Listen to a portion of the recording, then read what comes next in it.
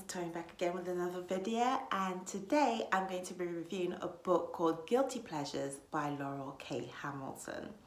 As per usual, I'm going to read you a bit about the plot, then I'm going to tell you what I liked about the book, what I didn't like if anything, and give you my rating for the book. So here we go. Anita Blake is small, dark and dangerous. Her turf is the city of St. Louis. Her job, reanimating the dead and killing the undead who take things too far. But when the city's most powerful vampire asks Anita to solve a series of vicious slayings, she must confront her greatest fear: her undeniable attraction to master vampire Jean-Claude, one of the creatures she's sworn to destroy. Now I'm going to stop there. That synopsis doesn't make the book sound as tantalizing as it actually is. So picture this. We are living in a future world. Let's imagine that we're in St. Louis instead of Kent. And in St. Louis, the world has evolved to such a point that creatures of the night, vampires, fairies, werewolves, the like, are kind of known to exist to everybody. So everybody knows that these creatures exist. We kind of coexist together out in the open. No harm, no foul. Everybody lives within their boundaries. No unlawful drinking of the blood of human beings, etc., etc. And Anita Blake, she's kind of like a PI. But she's a PI with a twist because she's actually a necromancer. And it's a power that she has that she doesn't quite fully understand, but she uses it in the most practical way she knows how. And that is to kind of assist police in solving murders or serial killings by basically reanimating the dead to find out what happened to them. Now, in this case, somebody has been going around killing vampires, and which, you know, they're kind of sort of hard to kill. So the head vampire in charge wants to know who it is that is going around killing the vampires, and more to the point wants to make sure that it's not Anita doing it. And so kind of employs Anita in a kind of the enemy of my enemy is my friend kind of situation. And also, you know, I'm going to keep you close so that I kind of can observe what you're doing kind of way. And in doing this, she goes to investigate the prime suspect of the head vampire in charge, who is a guy called Jean-Claude, who is actually a vampire.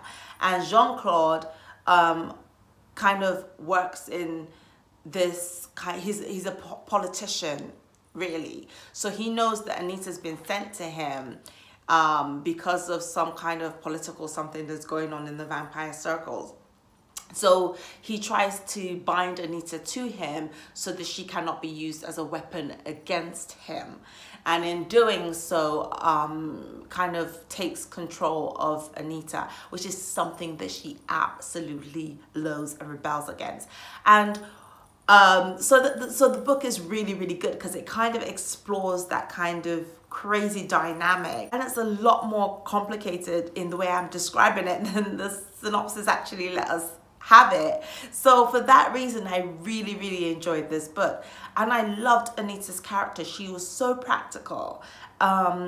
You know, even though she's tiny, she's like a pocket rocket, and, you know, she's very practical, she's very strong. She, you know, she packs a lot of weapons on her because she realizes that she's engaging in a world where she can't talk her way out of things, but she has no qualms about killing you if you're going to come for her kind of thing. So if you don't bring it to my doorstep, you and I won't have any problems, but if you bring it, then I'm going to end it. That's the way Anita operates, and I really, really like that about her character.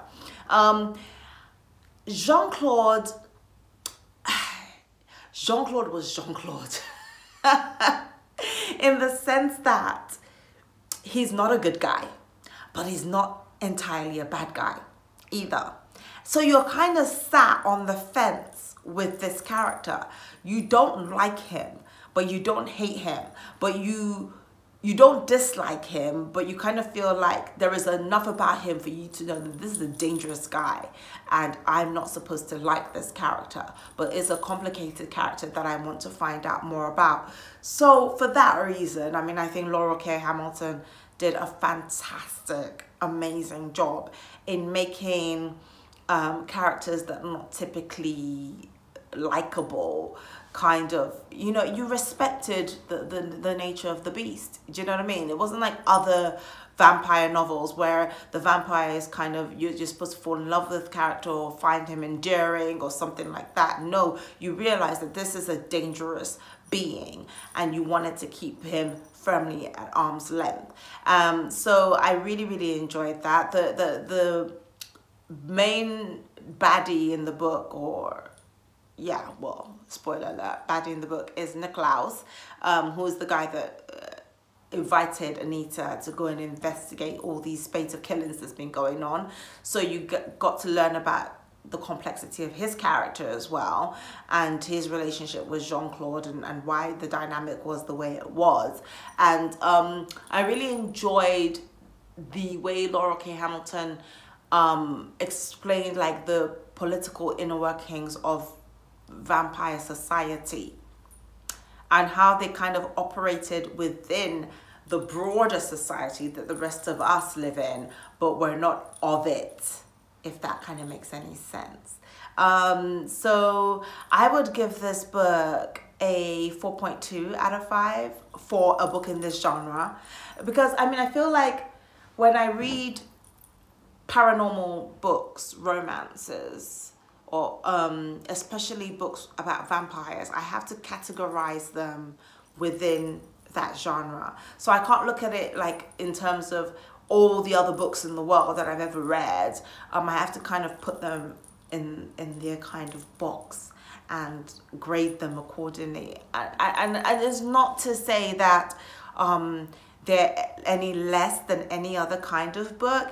It's just that it's of a specific taste. They're kind of like Marmite, do you know what I mean? You either really love books like this or you loathe them. So for a book like this within this genre, I will give this book a 4.2 out of 5, which I think is probably not even generous enough, because this book was good enough and interesting enough that I committed to many books within this series, because the Anita Blake books, they're a series. I think there's like 20 books or so in the series, and I've read about 15 or 16 of them.